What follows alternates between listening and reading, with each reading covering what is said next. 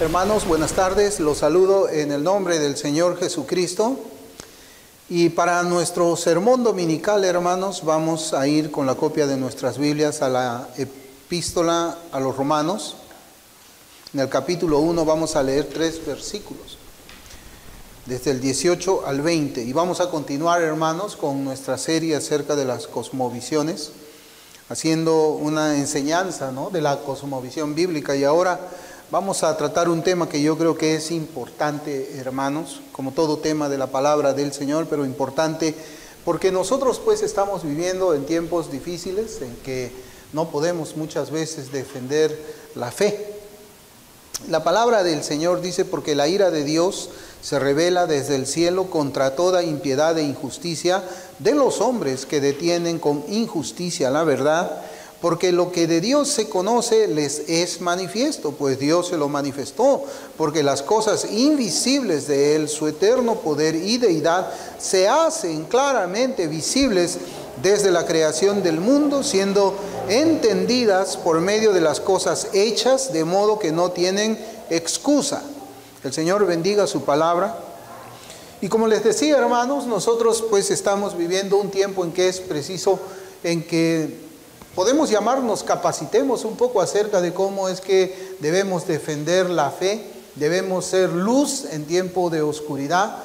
Y definitivamente nosotros vemos por medio de nuestros ojos, cuando vemos el mundo, la sociedad en la que estamos viviendo, cuando leemos los periódicos o cuando escuchamos la radio, vemos la televisión, de que prácticamente el mundo está cayendo en un estado de inmoralidad que, como les digo, parece que ya es imparable.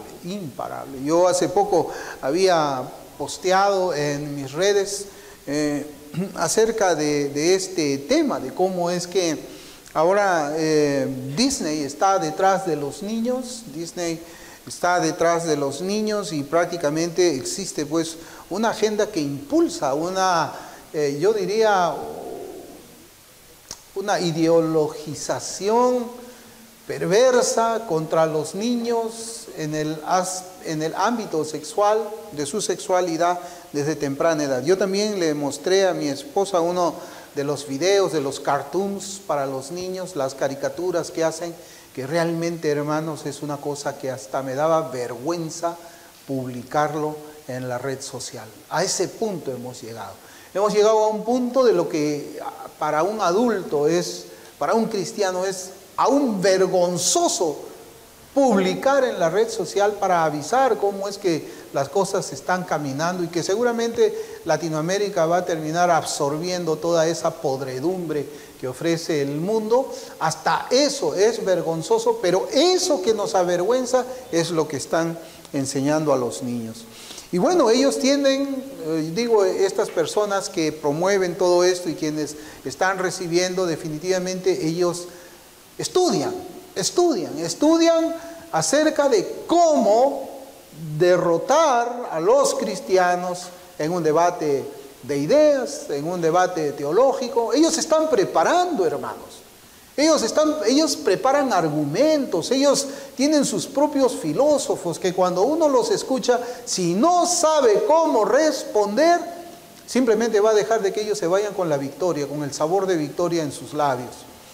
Entonces la iglesia debe de prepararse también, yo creo eso. Los pastores deben de leer libros, hermanos, acerca de las distintas cosmovisiones que están gobernando el mundo, las diferentes ideologías. Tienen que conocer el marxismo, el racionalismo, tienen que leer historia, tienen que leer filosofía, porque si ellos no pueden, hermanos, estar preparados, pues sus congregaciones menos.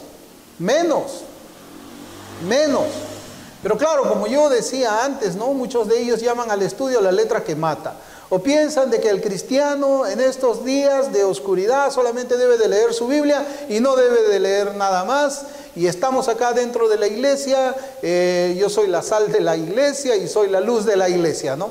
Ese es el campo en el cual mi cristianismo se mueve, y lo demás entregárselo pues a Satanás, ¿no? Como que ciertamente eso viene ocurriendo. Hermanos, uno de los discursos que más escuchamos en estos tiempos de oscuridad es que los cristianos no podemos presentar evidencias acerca de la existencia de Dios. Yo no sé si usted ha visto, por ejemplo, debates de un hermano que se llama John Lennox contra otro señor que es materialista, no recuerdo el nombre, Dawkins. No sé si es que ustedes han tenido la oportunidad, algunos están subtitulados al español, pero el punto es ese. Yo cuando veo esa manera en que comienzan a abordar los debates teológicos, los cristianos, acerca de ciertos temas, nosotros escuchamos ese argumento a priori. Dame evidencias que Dios existe. ¿Usted qué piensa de eso? ¿Qué piensa de esa parte? Luego de que hemos leído Romanos. Y hermanos, y muchos creyentes caen en esta trampa. Es una trampa. Dame evidencias que Dios existe, es una trampa. Y muchos caen ahí, ¿no? Y los cristianos comenzamos a esforzarnos en hacer una obra que le pertenece a Dios. Es más que Dios ya hizo. Es decir, la revelación de Dios a los hombres, un acto poderoso del único Dios verdadero. Mateo 11:25 dice: en aquel tiempo respondiendo Jesús dijo: te alabo, Padre, Señor del cielo y de la tierra, porque escondiste estas cosas de los sabios y de los entendidos y las revelaste a los niños. Dios esconde y Dios revela. Dios lo esconde de ciertas personas y se las revela a otras clases de personas. Suena como un Dios muy malvado, ¿no? Como que Dios no quisiera que todos se salvaran. Pero ese es el Dios de la Biblia, pues. Él en su soberanía, en su voluntad, revela a algunos y lo esconde de otros. Ese es el Dios. Y la gracia de la revelación divina la hemos recibido nosotros los que somos creyentes. Y debemos darle gloria al Señor por eso. Pero esto, hermanos, no significa, mire, eso de esconder su revelación Dios, no significa que aquellos a quienes Dios le esconde la revelación espiritual sean verdaderamente ateos. Y ese es el punto. El que te pide evidencia no es un ateo. Puede decirse que es ateo, pero es una pregunta con trampa.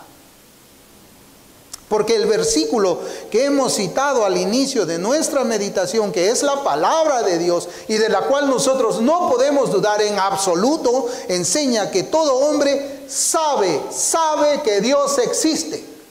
Todo hombre sabe que Dios existe. Y aunque lo niegue, movido por el pecado que somete todos sus pensamientos, todos sus sentimientos y todo su ser, cuando alguien te diga, muéstrame evidencia, ¿sabe quién te está pidiendo que le muestres evidencia que Dios existe? Alguien que sabe que Dios existe. Conocer salvíficamente a Dios, que es una cosa distinta a conocer acerca de Dios, implica conocimiento verdadero de la realidad que nos rodea y el conocimiento de nosotros mismos. Y ese conocimiento debe ser considerado no como una obra del hombre, sino como una obra poderosa de Dios. Marcos 4, versículos del 10 al 12 dice: cuando estuvo solo, los que estaban cerca de él con los 12 le preguntaron sobre la parábola y les dijo: a vosotros, o sea, a los 12, a los 11, a vosotros os es dado saber el misterio del reino de Dios, mas a los que están afuera por parábolas todas las cosas, para que viendo vean y no perciban, y oyendo oigan y no entiendan, para que no se conviertan y les sean perdonados los pecados. Hermano, esto es tremendo, porque otra vez volvemos al tema en que Dios a algunos les revela y a otros les esconde. Y ahora Cristo habla con más claridad de eso. Dice, para que no se conviertan y les sean perdonados sus pecados. Esa es la obra. Esa obra, hermanos, es una obra de Dios, no es del hombre. Dios esconde y Dios revela, y lo hace así por su soberana voluntad. ¿Qué es lo que les quiero decir? De que Dios no desparrama este conocimiento de Él, el conocimiento de Dios, como si fuera un manojo de semillas en la mano de un sembrador, sino que Él mismo escoge y prepara el corazón receptor de esta obra maravillosa. Eso es lo primero que nosotros tenemos que conocer de Dios. La Escritura lo dice en 1 Corintios 1, 26, 29. Mirad pues, hermanos, vuestra vocación, que no sois muchos sabios según la carne, ni muchos poderosos, ni muchos nobles, sino que lo necio del mundo, ¿qué? Escogió Dios para avergonzar a los sabios, y lo débil del mundo, ¿qué? Escogió Dios para avergonzar a lo fuerte, y lo vil del mundo y lo menospreciado, escogió Dios, y lo que no es, para deshacer lo que es, a fin de que nadie se jacte en su presencia. Y hermanos, y se los voy a recordar otra vez, que es necesario decir que el conocimiento salvífico implica obediencia. El conocimiento salvífico implica obediencia. Quien no conoce de esta manera a Dios no podrá hacer las obras que Él demanda por medio de su palabra de forma voluntaria y con un corazón alegre y gozoso. Lo que les digo es que la Biblia nos enseña que todos los hombres conocen la existencia de Dios. Así que no hay evidencia que debemos presentarles acerca de que Dios existe y que se ha revelado por medio de su palabra. Ese es otro craso error, hermano, porque esa evidencia ya la ha dado el Señor, dejando a todo el mundo sin excusa. Ninguno puede presentarse delante del Señor y decir: Señor, yo no sabía que tú existías. No, tú estás sin excusa. Sí sabías que yo existía. Otra cosa es que Dios no se haya revelado salvíficamente a una persona, pero sí sabían que existía. Hermanos, yo les voy a decir, tratar de presentar evidencias acerca de la existencia de Dios es perder el tiempo. Tratar de presentar evidencias para convencer a un incrédulo de que esta es la palabra de Dios es perder el tiempo. ¿Por qué? Porque ellos ya lo saben. Ellos ya lo saben. Y como lo saben, lo odian, lo aborrecen. Hermano, haga usted la prueba. Haga usted la prueba en un grupo de amigos y va a ver usted de que cuando alguien está hablando de la Virgencita de Guadalupe, todos están contentos. Cuando hablan de la Virgen María, todos están así, felices, relajados, sueltos. Cuando hablan de Buda, están felices. Están felices. Cuando hablan de Alá, hable usted del Señor Jesucristo y de la Biblia. A ver cómo se van a poner. Se van a exaltar, van a ponerse tensos, molestos, fastidiados, porque ellos saben que Dios existe y que la Biblia es su palabra, es el absoluto del absoluto. Eso es verdad, hermano. Haga usted la prueba si quiere. ¿Cómo es que las personas se ponen cuando nosotros comenzamos a hablarles acerca de Cristo? Pero ellos son sin excusa, sin excusa. Entonces, nosotros no tenemos que comenzar proveyendo de evidencias para que una mente oscurecida por el pecado pueda creer en el único Dios verdadero. Creer en Dios no es un acto del hombre, es un acto de Dios, del Señor, que es el autor y el consumador de la fe. Eso es algo que también es bueno recordar ahora. Hermanos, ¿saben? Porque yo veo a veces que hay personas que se esfuerzan por decir: no, esta es la palabra de Dios, y se ponen en debates con los incrédulos, la inspiración divina, cómo es que funcionó, si eran robots o no sé qué, cómo fue la inspiración. Hermano, eso es perder el tiempo. Yo una vez escuché también acerca de una invitación de un debate acá con algunos evangélicos reformados, ¿no? Y perdonen que me ría, pero realmente a mí me causa risa cada vez que recuerdo. Y lo recuerdo ahora que estoy compartiendo con ustedes esta meditación. Le habían dicho: bueno, vamos a debatir acerca de Dios, pero no traigas tu Biblia. Y el otro dijo: sí, pues no voy a llevar mi Biblia, y dejó su Biblia. Y yo digo: no, ¿cómo vas a ir a una guerra sin un arma? ¿Cómo un soldado va a dejar su espada si sabe que tiene que enfrentarse ahí? Hermanos, nosotros estamos en la posibilidad de demostrarle todo a esas personas de que la Biblia es suficiente, de que la Biblia es la verdad. Ellos hablan: no, pero tienes que demostrar científicamente, demuéstrame científicamente. Ya les he dicho, no todo se demuestra científicamente. Y además, como vemos que avanza la ciencia verdadera, la ciencia corrobora lo que la Biblia dice.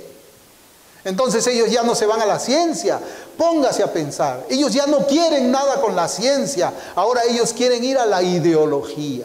¿Saben por qué no quieren ir a la ciencia? Porque la corriente del mundo ahora dice ¿qué cosa? De que, bueno, un hombre puede ser una mujer, como les voy a compartir dentro de un rato. No, pero mira, vamos a la ciencia. No vamos a ir a la ciencia, porque la sexualidad es una construcción social, o sea, es ideas.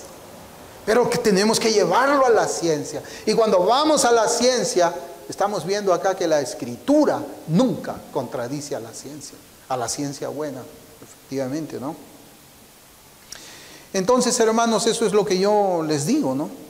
De que creer en Dios no es un acto del hombre, y es bueno recordarlo, porque en Hechos 14:27 dice, y habiendo llegado y reunido a la iglesia, refirieron cuán grandes cosas había hecho Dios con ellos, y cómo había abierto la puerta de la fe a los gentiles.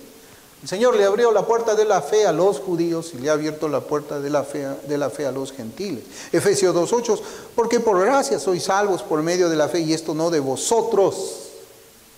La gracia ni la fe es de nosotros, es un regalo de Dios.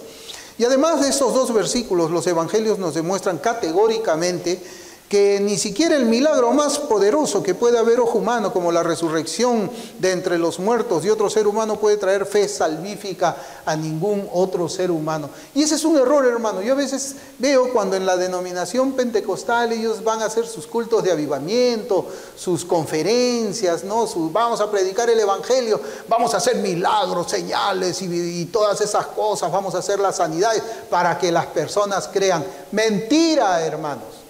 Mentira. Nadie se va a convertir porque puede ver. ¿Cuál es el acto más, cómo les puedo decir? El acto milagroso más grande que nosotros podamos ver con nuestros ojos. Alguien puede decir la sanidad, ¿no? Una sanidad de un cáncer de repente. No, hermanos, ¿saben cuál es? Ver resucitar a un muerto. Ver resucitar a un muerto. Es el acto milagroso que puede ser más grande pensando nosotros así, de acuerdo a la corriente de pensamiento del mundo. Imagínense ustedes, tienen el cajón, está ahí el cajón, velando un día, 2 días, 3 días, al cuarto día, resucita. ¿Pero cómo? Los médicos dijeron que estaba muerto, ya no tenía latidos, no tenía nada, mire, está pudriéndose ya. Entonces, voy a creer en Dios. Mentira, no van a creer en Dios. No van a creer en Dios. Lucas 16, versículos 30 a 31, cuando estaban hablando precisamente, hermanos, que habíamos citado nosotros el rico y Lázaro un poco más temprano, mire el diálogo que están ahora, ¿no? Cuando el rico le dice a Lázaro, ¿no? Que envíen, le dice a Abraham que envíen a Lázaro de regreso, ¿no? Mire cómo dice. Él entonces dijo, no, padre Abraham, pero si alguno fuere a ellos de entre los muertos, se arrepentirán. No, yo siempre lo he dicho, el rico, ¿sabe qué denominación era? Era pentecostal. Era pentecostal. Porque él creía, no, la resurrección y todos se van a convertir. ¿Y qué cosa le dice Abraham? Oh, sí, se van a convertir, hay que mandarlo, hay que resucitarlo, No, dice, mas Abraham le dijo, si no oyes a Moisés y a los profetas, acá está. Si no oyes a los Moisés y a los profetas, tampoco se persuadirán, aunque alguno se levantare de los muertos. Ahí tienen a Moisés, a los profetas. Ahí está. Es el evangelio. No es la resurrección la que va a hacer que alguien... Entonces también cuando te están pidiendo, a ver, demuéstrame científicamente un milagro para yo creer en Dios, mentira. Es mentira. Nunca caigas en esa trampa. Tienes que aprender a conversar con un incrédulo. Ellos también se preparan para atacar nuestra fe. El problema es, como yo les digo, que nosotros no nos preparamos para defender nuestra fe. Yo creo, hermanos, que este primer punto queda claro. El hombre sabe que Dios existe. ¿Y por qué? Salmo 19, 1, 2. Los cielos cuentan la gloria de Dios y el firmamento anuncia la obra de sus manos. Un día emite palabra a otro día y una noche a otra noche declara sabiduría. Ellos ya saben. Cuando ellos ven el Huascarán, cuando ellos ven los mares, cuando ellos ven la creación, las nubes, todo, ellos saben. Esa es la evidencia que Dios les ha dado acerca de su existencia.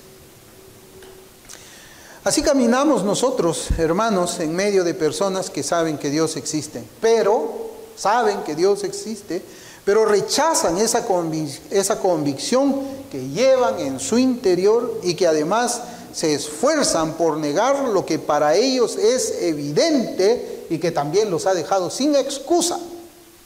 Es evidente para ellos que Dios existe. Hermanos, cuando usted a veces comienza a escuchar los reportes de los científicos, yo la vez pasada escuchaba a uno que era un científico y él había ido un poco más allá de lo que eran unas células y no sé cuánto, así había llegado, y él dijo, wow, esto de acá que está dentro del cuerpo del ser humano cumple una función específica. Y él se dio cuenta de que el ser humano no había sido hecho por la casualidad. Él dijo, al hombre lo ha hecho alguien, un creador, y ha puesto cada órgano acá con un propósito específico. El hombre no es el fruto de la casualidad. Por eso es que ellos están sin excusa. Ahora, los esfuerzos de los hombres sin Dios, incitados por una condición de rebelión espiritual contra el Señor, los ha llevado a procurar explicar la realidad, a explicar el ser del hombre, a explicar la manera de conocer la realidad y ese ser de una manera apartada de la conciencia y la verdad. Y por causa del dominio del pecado en sus vidas, ellos son conducidos a inventarse teorías que no pueden sostenerse mediante la razón y la evidencia. Son ellos los que no pueden dar evidencia. Son ellos los que no pueden justificar razonablemente los puntos de vista que nos están trayendo a veces en los debates. Hermano, yo quisiera que nosotros pensemos en lo siguiente. Yo les he hablado de explicar la realidad. Eso se llama metafísica. Metafísica. A explicar el ser del hombre y el ser de Dios. ¿Cómo se llama eso? Ontología. A explicar la manera en que podemos conocer, adquirir conocimiento de esa realidad y de nosotros. ¿Cómo se llama eso? Epistemología. Es preciso que nosotros, hermanos, podamos en el momento en que tengamos la ocasión estudiar un poco más qué significa esto. Porque ellos son tromes en todas estas cosas. Ellos están preparados en todo esto, hermanos. Por ejemplo, la teoría de la evolución, ¿no? El darwinismo, la evolución de las especies, ¿no? De la cual sin ningún propósito, no existe un propósito, se vuelve un tipo de ser, se convierte en otro y en otro y en otro y en otro, sin propósito. O sea, es por casualidad, no hay ningún propósito, nada más. La evolución de las especies para explicar la existencia del hombre, porque esa es una de las preguntas fundamentales que nosotros hacemos en la cosmovisión. ¿Qué es el hombre? ¿De dónde venimos? ¿Cuál es nuestro propósito aquí en la tierra? ¿Existen los valores morales para que nosotros vivamos bajo esos valores morales? ¿Qué pasa después de la muerte? ¿Se acaba todo? ¿Hay vida después de la muerte? Hermanos, aquí estamos hablando del hombre también, de la existencia del hombre. Y esa teoría de la evolución es precisamente una teoría que no ha podido sostenerse ante la abundante evidencia presentada por la ciencia verdadera. Es una teoría, es lo que más enseña en las escuelas, pero es mentira. Como decía un pastor, la ciencia de hoy es la mentira de mañana. El ADN, por ejemplo. El ADN es un estorbo para ellos. Es un estorbo para la ideología, es un estorbo para muchas cosas, pero el ADN es verdad, es verdadero. Hermanos, cuando ustedes ven, por ejemplo, esos documentales que hablan acerca de cómo es que el FBI en los Estados Unidos captura a los delincuentes, ¿no? Ellos dicen, a ver, acá tenemos una muestra de ADN. Ay, ¿qué cosa es lo que te dice el ADN? ¿De qué sexo es? Ah, no sabemos. No se sabe si es hombre, es mujer, es pájaro, es un gorila, no sé. No, ahí dice es hombre o mujer. Y te dice todavía la raza, si es hispano, no sé. Hay un montón de cosas que nosotros podemos encontrar acerca del ADN. Igual, hermanos, que la biología también.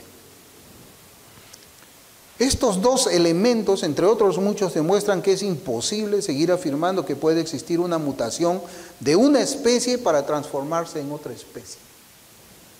Por ejemplo, un gato de hoy no puede transformarse en un león mañana, ni tampoco en 1000 años. Pregunte usted a un biólogo.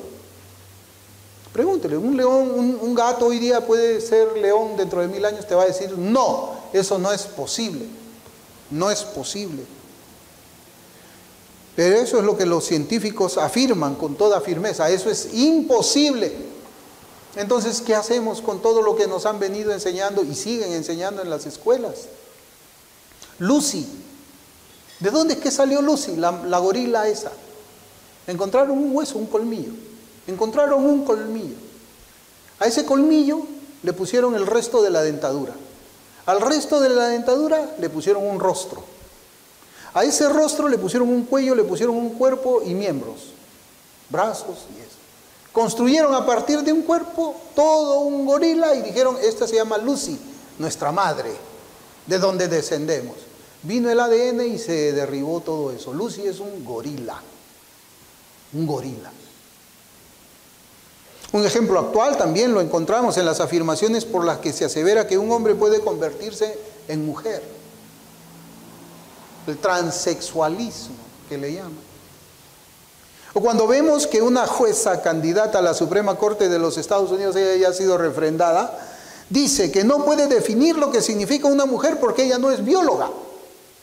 Ella no es bióloga. O sea, ahora para ser biólogo, para definir un hombre o una mujer, tienes que ser un biólogo.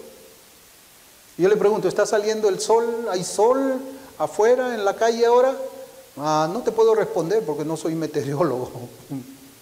¡Qué absurdo! Por supuesto que hay sol, mis ojos lo ven. La creación de Dios es posible ser percibida por nuestros sentidos de una manera objetiva y verdadera. Cuando vemos un gato, es un gato. Yo no necesito ser veterinario para saber si es un gato. Cuando veo un hombre, ese es un hombre y yo no necesito ser biólogo para ser hombre, porque Dios, su creación es comprensible para nosotros. Es cierto, hay cosas que no podemos ver, como los átomos, pero se puede crear, hermanos, la maquinaria suficiente para poder ver qué cosa está más allá de lo que nuestros ojos no pueden ver. Y lo que encontramos ahí afirma y confirma lo que la Biblia enseña. Y yo les decía, hermanos, que la ciencia coincide con la creación. Coincide con la creación y afirma que eso es imposible. O sea, que un hombre se transforme en mujer, imposible científica y biológicamente. Solamente una mente cautiva por las tinieblas puede creer, hermanos, esas tonterías, son tonterías.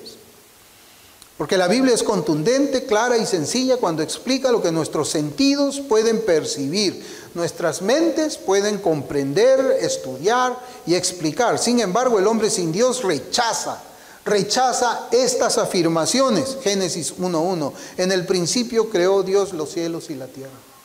La ciencia está llegando a la conclusión de que existe un creador. Génesis 1:21. Y creó Dios los grandes monstruos marinos y todo ser viviente que se mueve, que las aguas produjeron. Mire cómo dice, según su género. Y toda ave alada según su especie. Mire cómo habla ya la Biblia, según su género, según su especie, y vio Dios que era bueno. Génesis 1:25, e hizo Dios animales de la tierra según su género, ganado según su género, y todo animal que se arrastra sobre la tierra según su especie, y vio Dios que era bueno. Dios hizo el gato, el leopardo, el tigre, el león. Pertenecen ¿a qué? A esa división de felinos. Pero cada uno tiene su especie. El gato nunca va a mutar a ser león. ¿Por qué? Porque cada uno tiene su género, su especie, su clasificación. Desde que Dios los creó han sido así hasta estos días. Génesis 5:2, que dice, varón y hembra los creó. ¿Cómo puede demostrar usted eso científicamente, que varón y hembra los creó? ¿Cómo puede demostrar la creación? Vamos a la ciencia, pues vamos al ADN, vamos a la biología y vas a ver que esto es verdad. Ellos no quieren. Es verdad.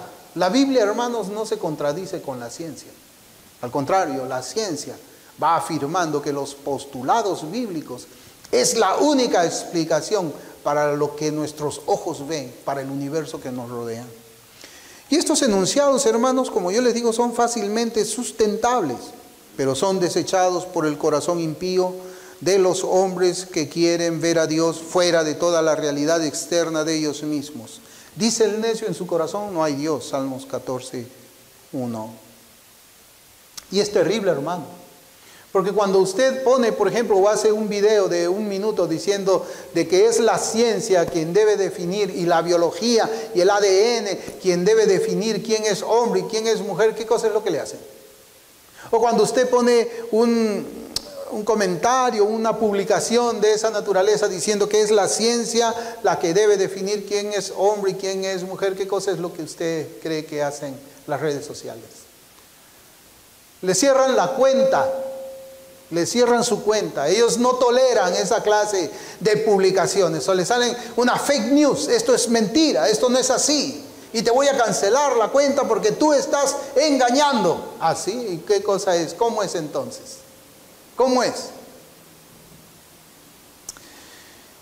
Hermanos, la manera más fácil de exponer la necedad de aquellos que profesando ser sabios se hicieron necios, como dice Romanos 1:22, es confrontando sus afirmaciones contra la realidad objetiva que es mantenida por la ciencia verdadera, exponiendo sus argumentos contra la evidencia objetiva y exponiéndolos contra la razón misma.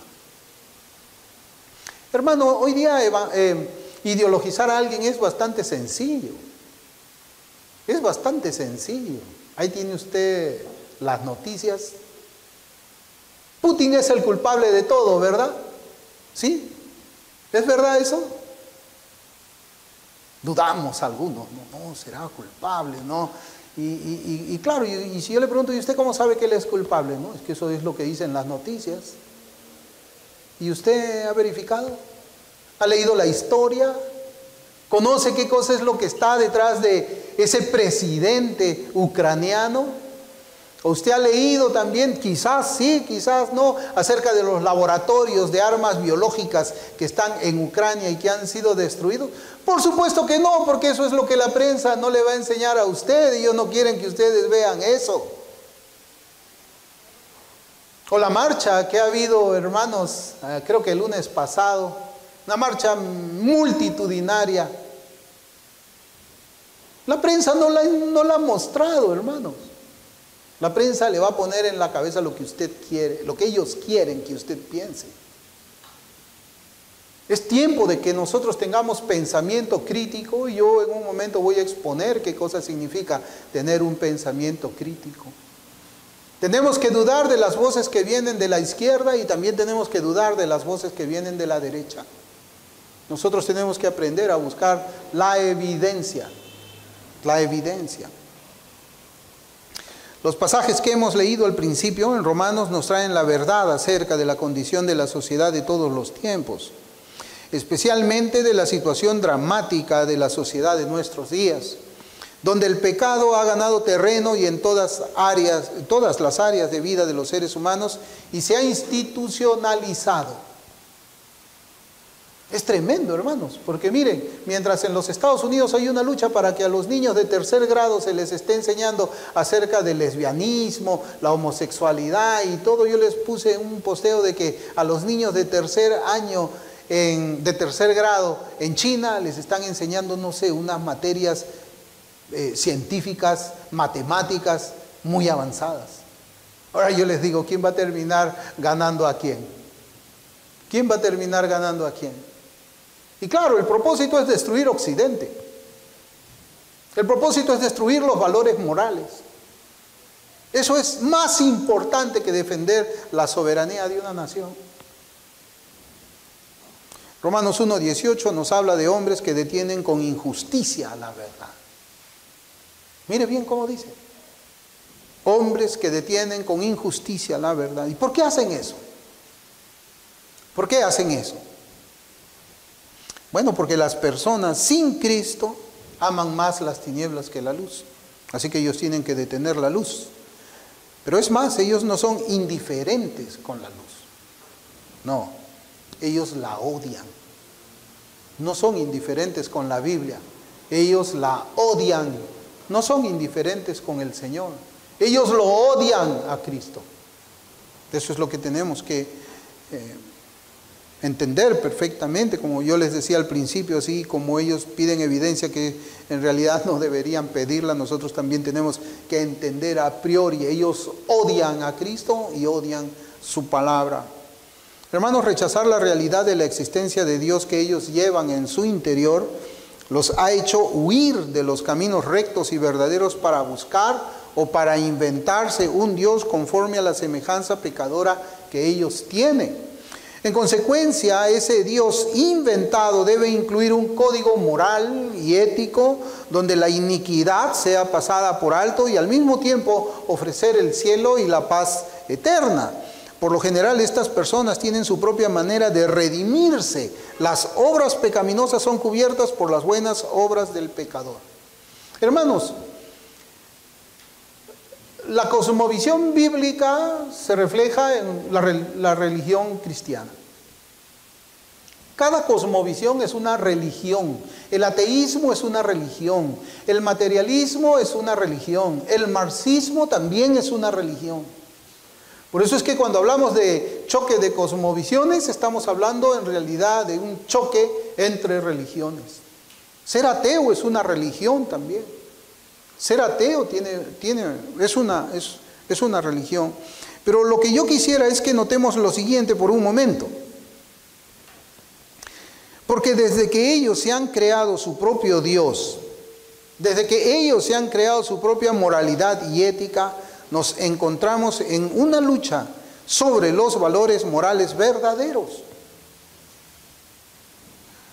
De esta manera, los creyentes nos encontramos en batallas sobre, miren lo que les voy a decir, batallas sobre el consumo de alcohol, sobre el consumo de tabaco, la inmodestia en la vestimenta, la concurrencia a discotecas, asistir a billares. Pero esta batalla no se enfrenta exclusivamente con aquellos quienes dicen ser no cristianos, sino también los que han hecho una profesión de fe y afirman que Cristo es el Señor de sus vidas y también es el Señor de sus vicios. Es eso lo que nosotros estamos, hermanos, viviendo ahora. Es una lucha por los valores morales. Ellos tienen sus propios valores. Nosotros tenemos la Biblia. Ellos también tienen su libro por el cual ellos rigen sus vidas y quieren que sea respetado también.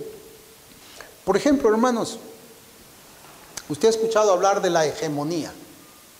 La hegemonía es parte de la doctrina que llevan estos hombres incrédulos. Por ejemplo, en lo que es el globalismo y la agenda homosexual, ¿no? ¿Saben qué cosa es lo que ellos dicen? Ellos dicen de que la homosexualidad ha sido condenada como pecado o como algo prohibido o como algo grotesco, porque una mayoría hegemónicamente dijo de que ser heterosexual es bueno, positivo. O sea, fue un grupo de personas, una mayoría, un gran número, quienes dijeron no, la homosexualidad es malo. Hegemonía, dicen ellos. Ha sido una imposición. Ha sido una imposición. Hermanos, la Escritura enseña acerca de la homosexualidad. Dice que es pecado. Y cualquier persona que practique la homosexualidad no puede entrar al reino de los cielos. Y eso es algo, hermanos, que nosotros no necesitamos instituirlo por una mayoría.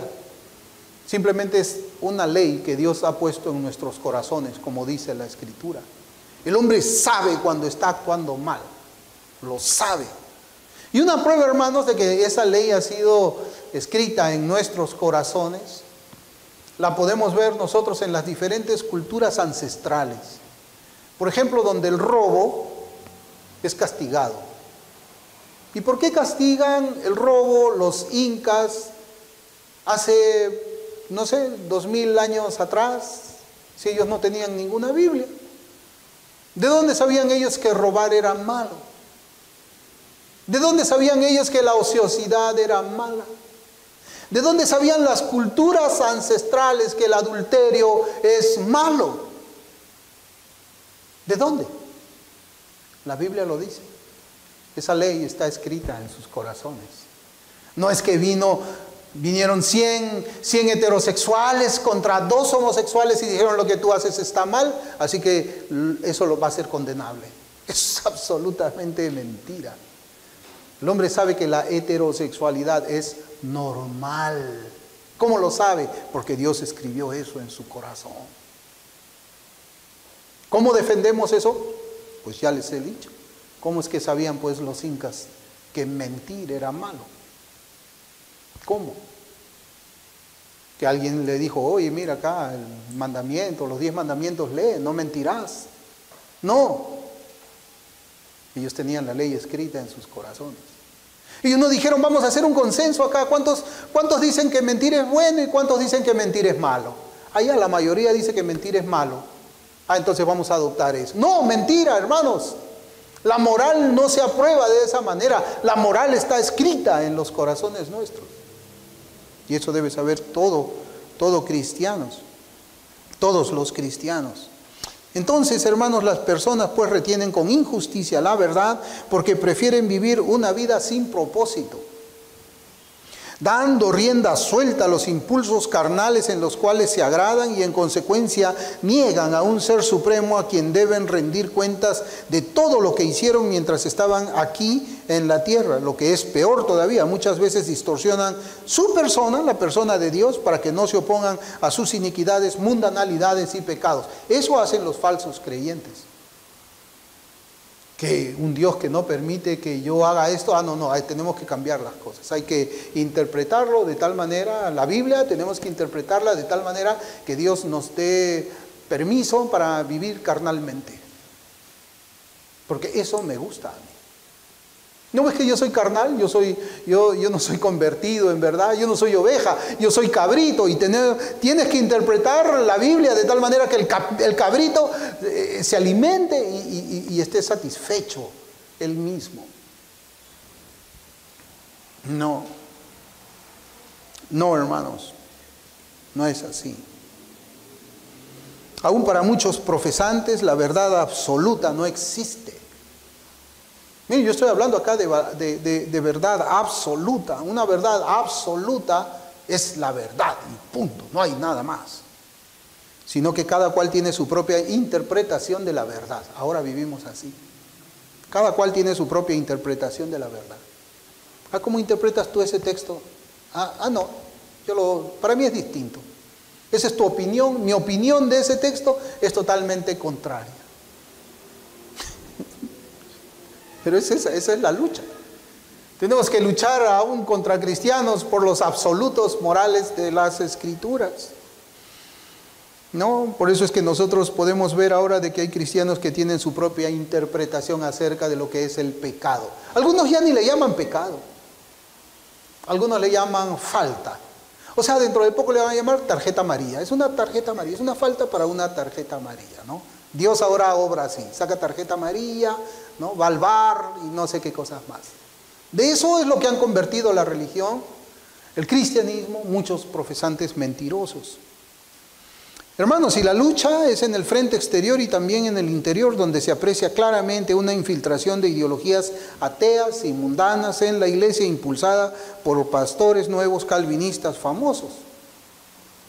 Hechos 20, 29 y 30, cuando Pablo se estaba despidiendo de los ancianos de Éfeso, dijo: porque yo sé que después de mi partida entrarán en medio de vosotros lobos rapaces que no perdonarán al rebaño. Eso está ocurriendo.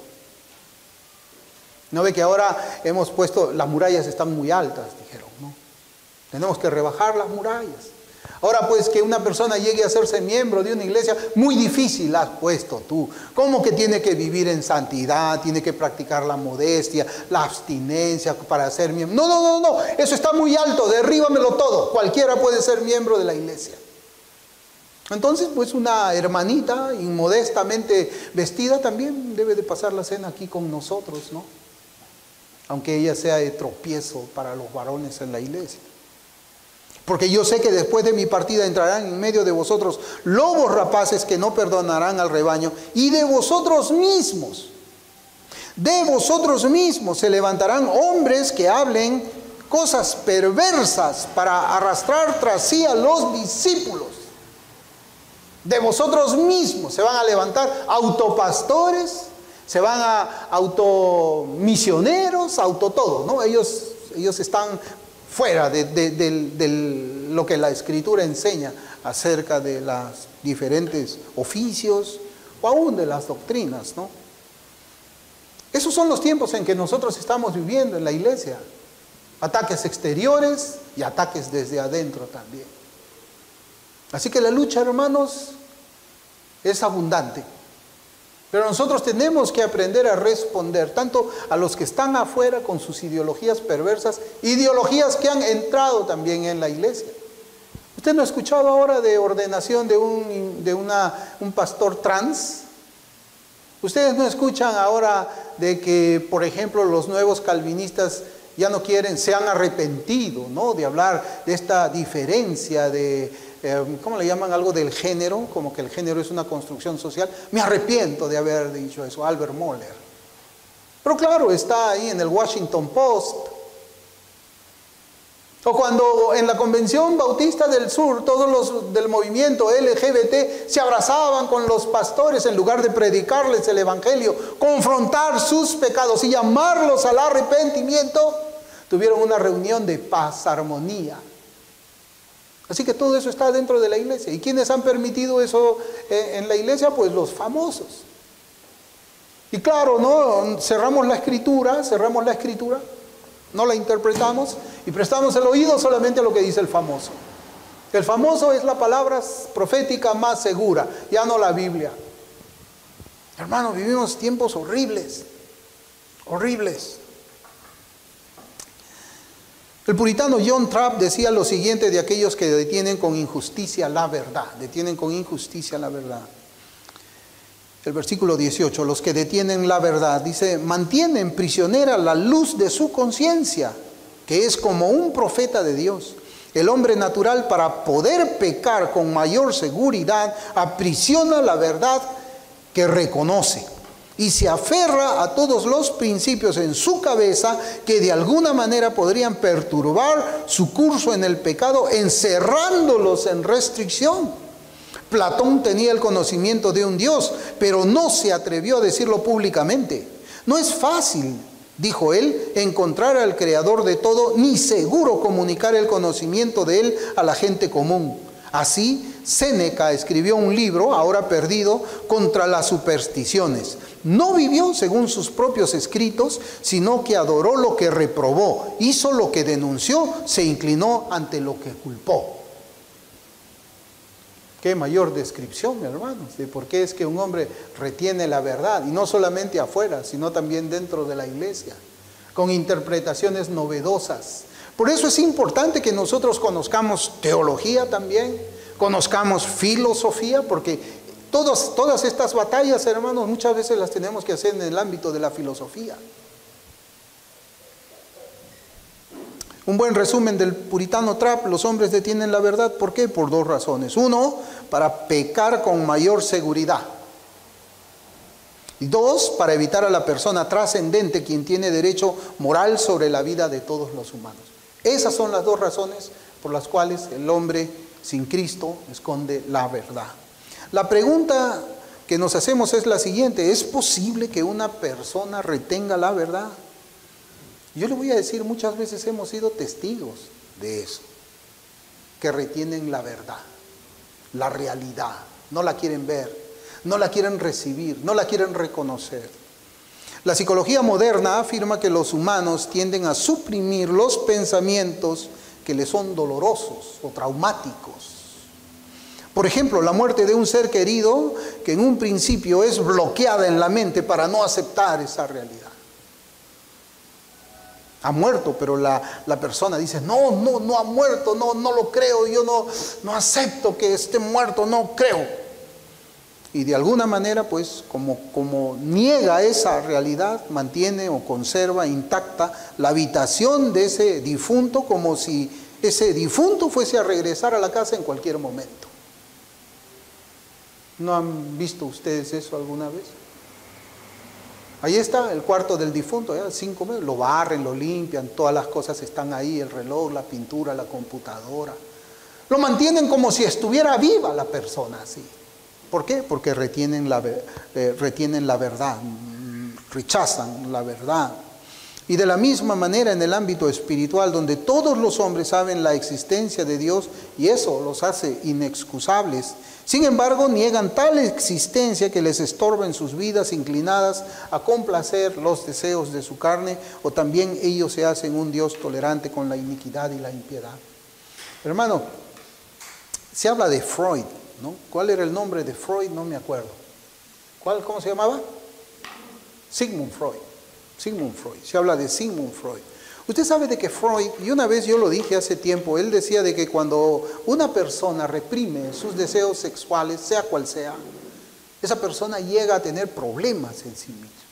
O sea, para Freud, que le llaman el padre de la psicología, una persona, si quiere practicar la pedofilia, hay que dejarla practicarla. Porque si la retenemos, hacemos que se contenga de practicar esos deseos sexuales, él lo circunscribe a la sexualidad del hombre, entonces vamos a ocasionar de que esa persona tenga problemas.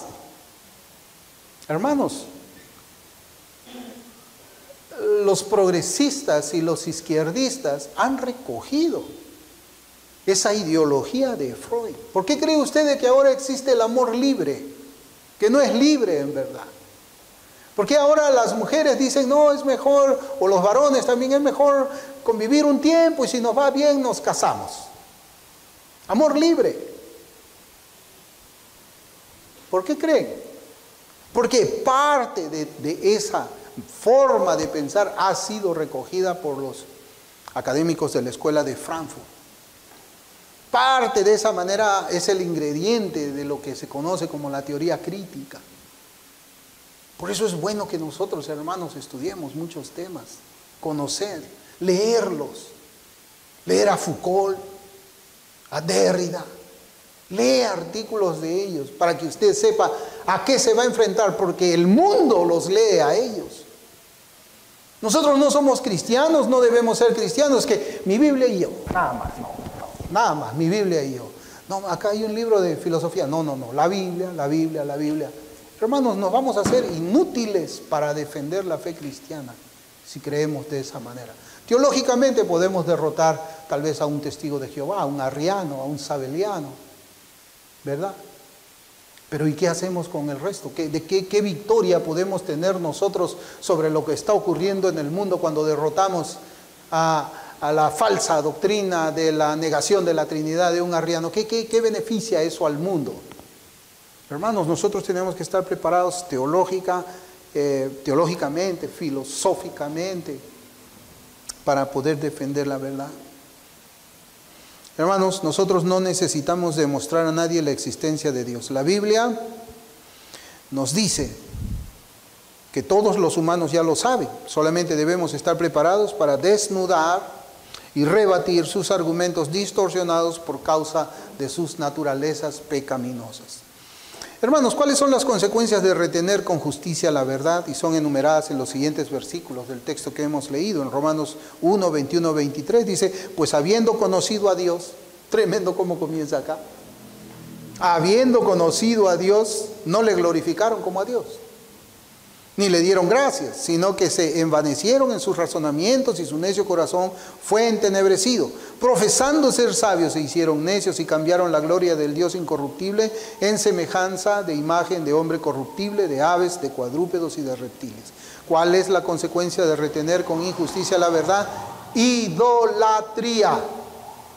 Idolatría. El resto de cosmovisiones son religiones, son ídolos para ellos. Ellos tienen su propio Dios en esas cosmovisiones. Y es interesante cuando dice, pues habiendo conocido a Dios. Los ateos que tienen su religión del materialismo, pues habiendo conocido a Dios, un ateo prefiere el Dios ateísmo, ¿no? Hermanos, negar la verdad evidente conduce al hombre a la idolatría, lo conduce a construir una religión opuesta o paralela a la fe cristiana verdadera expresada en ideologías y en posiciones filosóficas, y eso lo veremos la próxima semana con la ayuda del Señor. Vamos a orar.